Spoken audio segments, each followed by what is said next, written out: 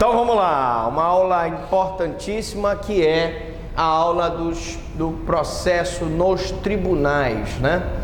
Importantíssima essa aula, que você vai aprender primeiro a uniformização de jurisprudência. Mas nós temos nessa aula uniformização de jurisprudência, né?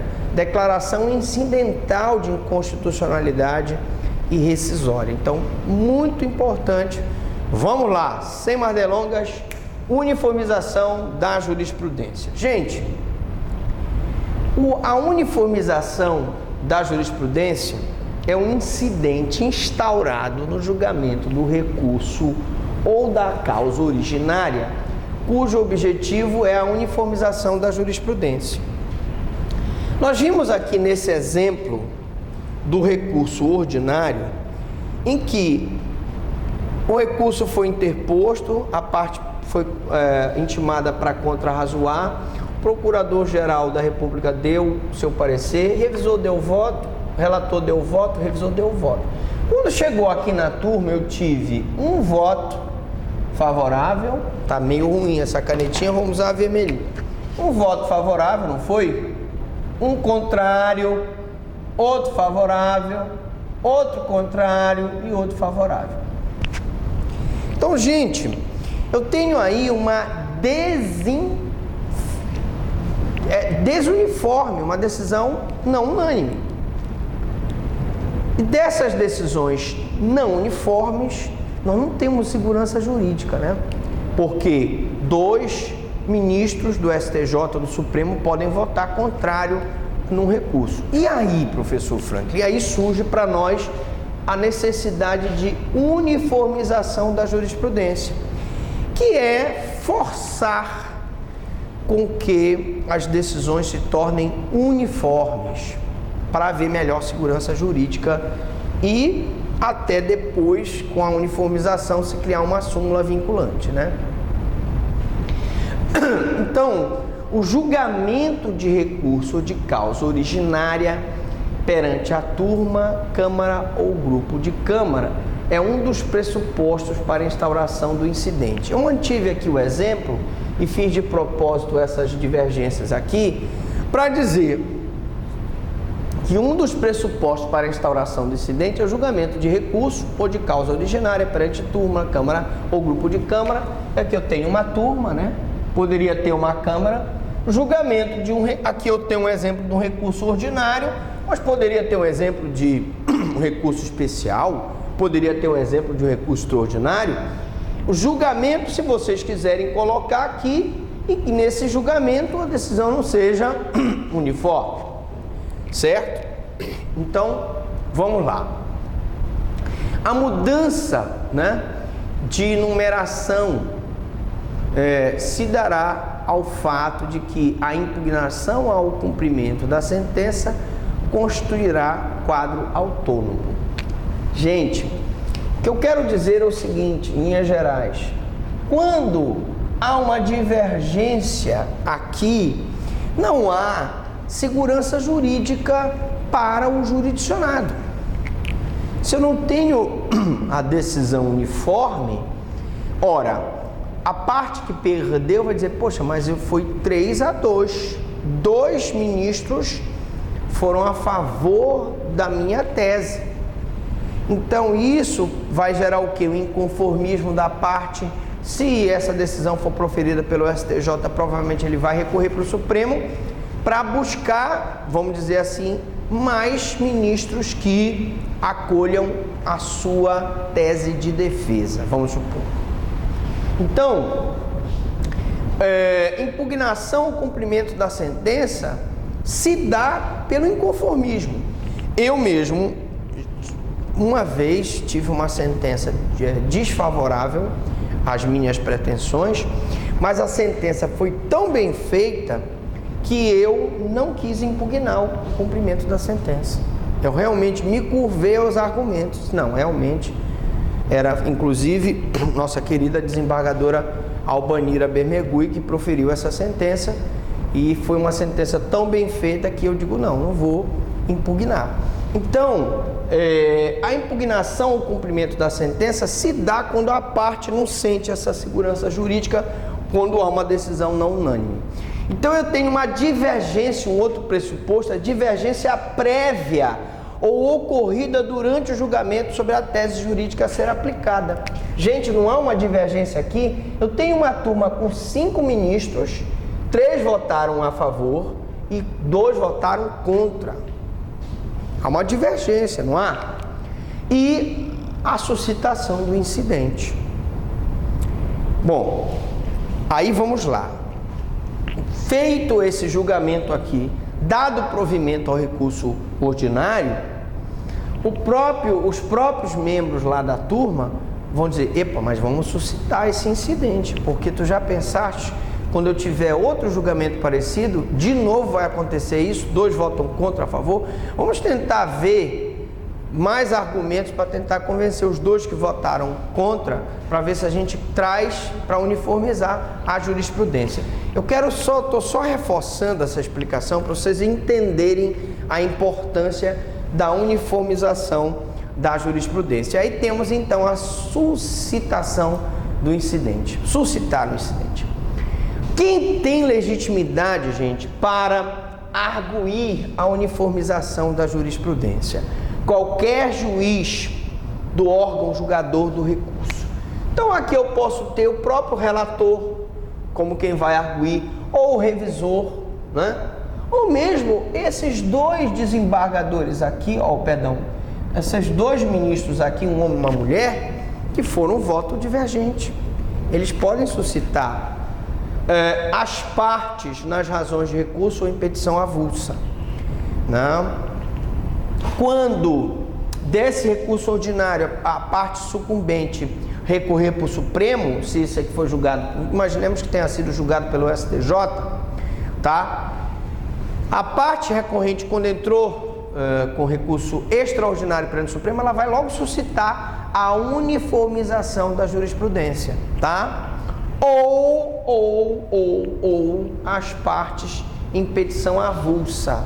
Dessa decisão aqui, a parte que perdeu pode suscitar em petição avulsa, ou até a parte que ganhou.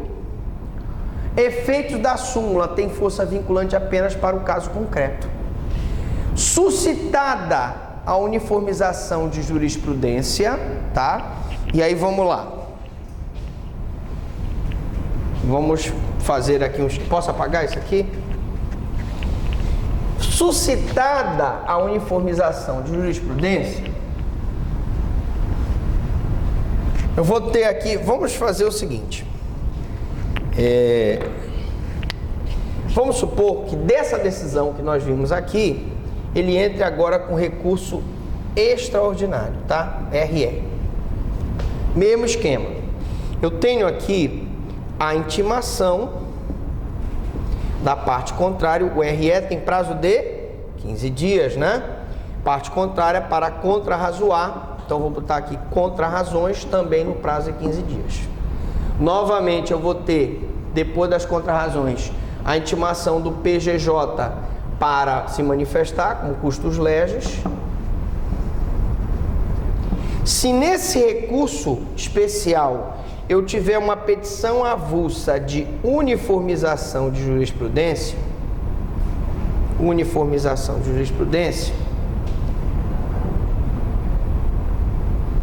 unijus,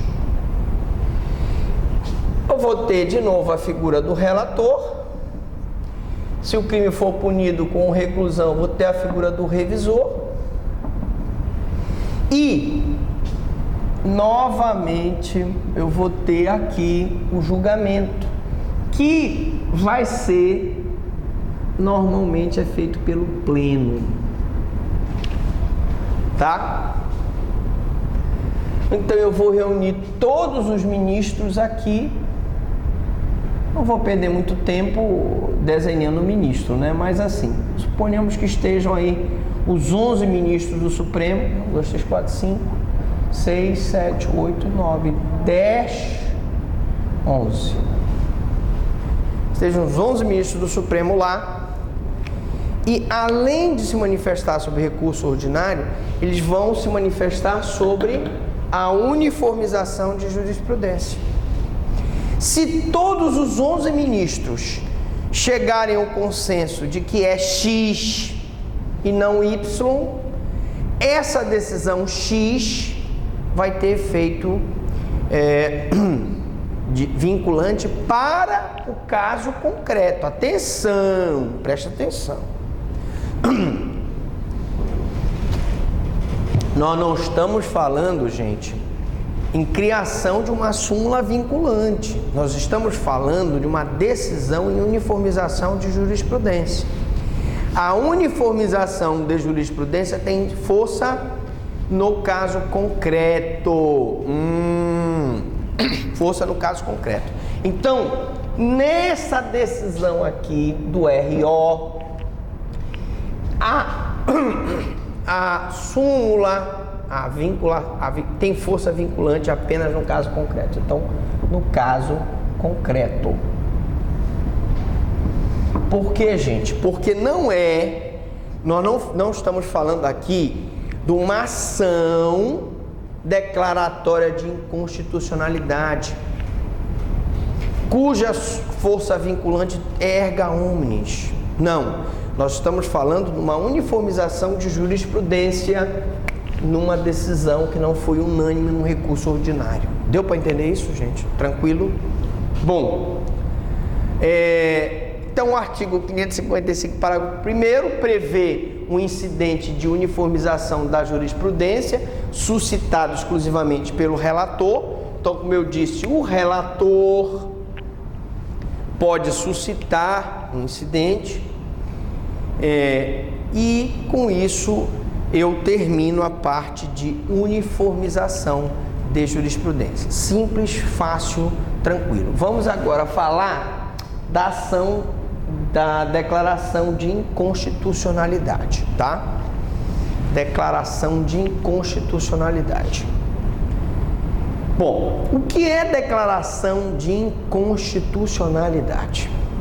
É um incidente surgido no julgamento de recurso ou de causa originária que consiste em cindir a competência de forma que a inconstitucionalidade é julgada pelo tribunal pleno, órgão especial, e a matéria remanescente pelo órgão fracionário, tratando-se de controle difuso e sidenter tanto. Então, vamos repetir esse conceito novamente, bem devagar. É um incidente surgido no julgamento de recurso ou causa originária, tá? Que consiste em cindir competência, ou seja, decidir sobre a competência ou não, sobre a constitucionalidade ou não, de forma que a inconstitucionalidade é julgada pelo tribunal pleno, órgão especial, e a matéria remanescente pelo órgão fracionário. Então, suponhamos que eu tenha aqui, nesse mesmo exemplo aqui, eu vou aproveitar, eu vou tirar aqui, eu tenho um recurso especial, vai ser julgado perante o Supremo, em que, nesse recurso especial, além da matéria fracionária, ele chama matéria fracionária, é a matéria do caso concreto, né? Questão da legalidade da prisão, se houve a prisão ou não, se a prisão é legal ou não, se ele tem direito líquido e certo ou não. Mas além disso, eu tenho a questão do incidente de inconstitucionalidade, né? Então eu vou colocar aqui a inconstitucionalidade. Então preste atenção no que ele diz. O órgão pleno, os 11 ministros do STJ, vou até botar a cabecinha aqui dos outros. Isso aqui tá uma cabeçona. Joaquim Barbosa tem uma cabeçona. Eu vou botar aqui. Pronto. Aí, você tem aqui o pleno do STJ. O pleno do STJ vai julgar a matéria constitucional ou não. Então, vamos colocar aqui.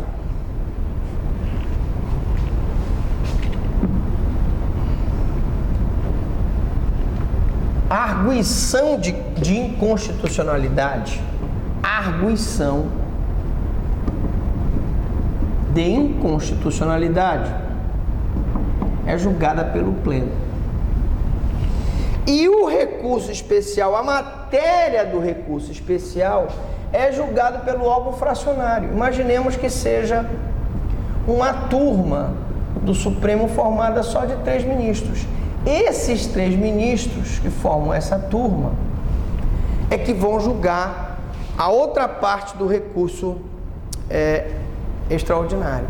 A parte da constitucionalidade ou não é julgada pelo pleno. A matéria remanescente pelo órgão fracionário. Porque se trata de controle difuso e incidente tanto. Vocês sabem que isso é um controle difuso. E vamos dar um exemplo aí do que seria um controle difuso. Quando eu era promotor de Conceição do Araguaia, nós fizemos uma grande investigação contra o prefeito de Conceição. E nessa investigação se constatou várias irregularidades. Quando foi na hora de dar entrada na ação de improbidade, tinha saído uma norma recente, que foi publicada na época do governo do Fernando Henrique Cardoso, que criava o foro privilegiado por prerrogativa de função nas ações de improbidade.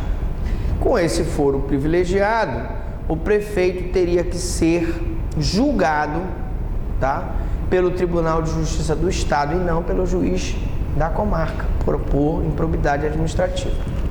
O que nós fizemos? Sabedores da dificuldade de julgar o prefeito no Tribunal de Justiça do Estado, nós entramos com a ação de improbidade perante o juiz de direito de Conceição do Araguaia, com uma arguição de inconstitucionalidade da lei. E o juiz, fazendo o controle difuso, incidente tanto, deu uma liminar, primeiro para bloquear os bens do prefeito, e se dizendo competente, declarando a inconstitucionalidade do dispositivo que criava o foro privilegiado por prerrogativa de função, tá?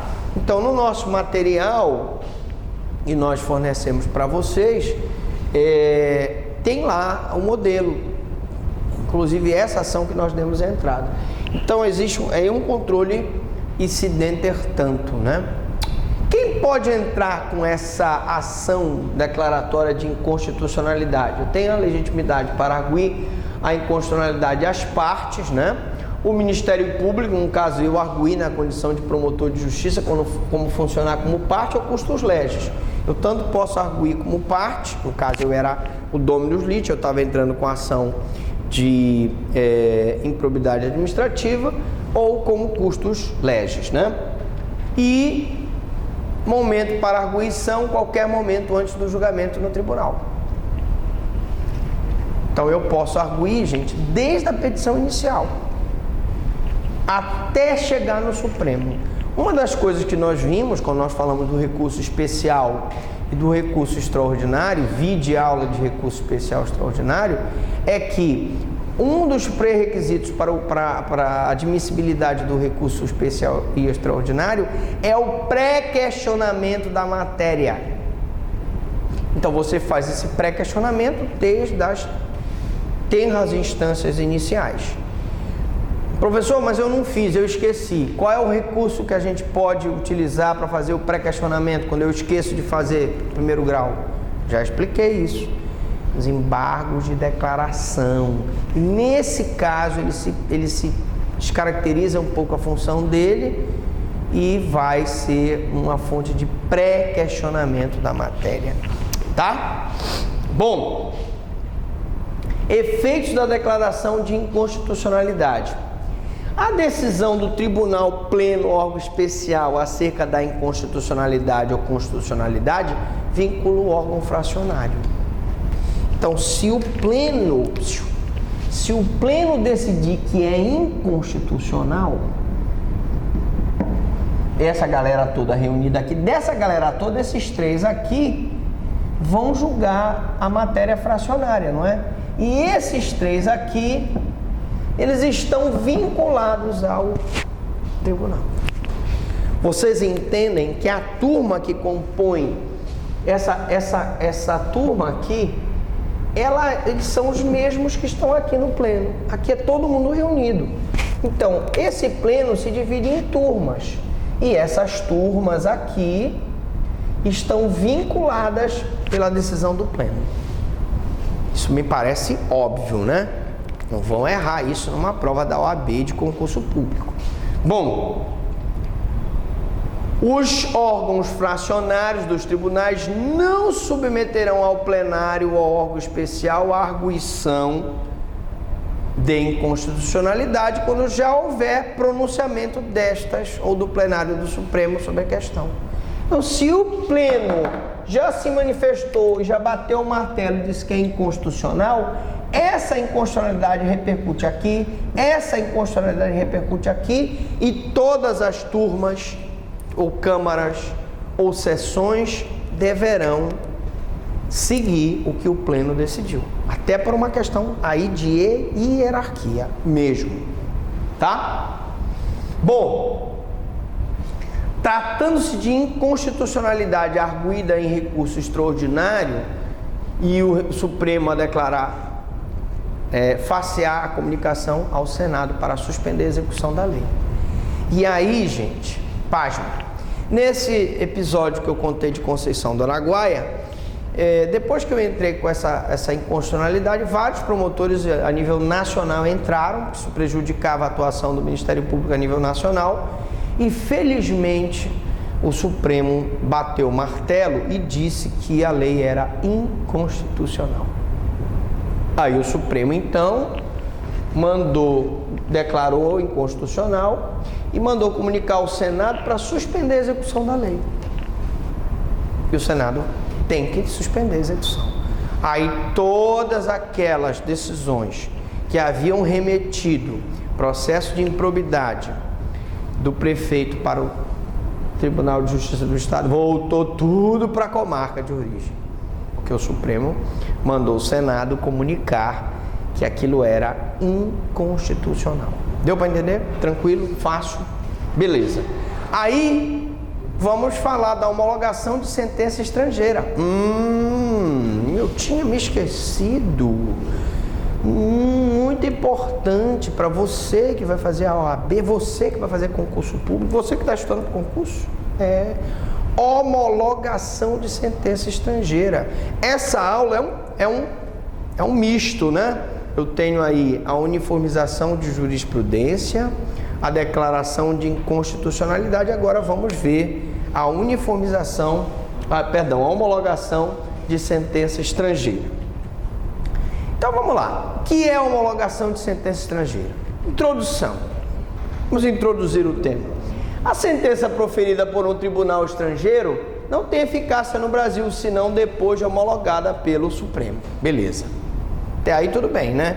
Ou o cara decide lá, condena um cara na Itália, e essa decisão do juiz italiano pode ter efeitos aqui no Brasil, desde que ela seja homologada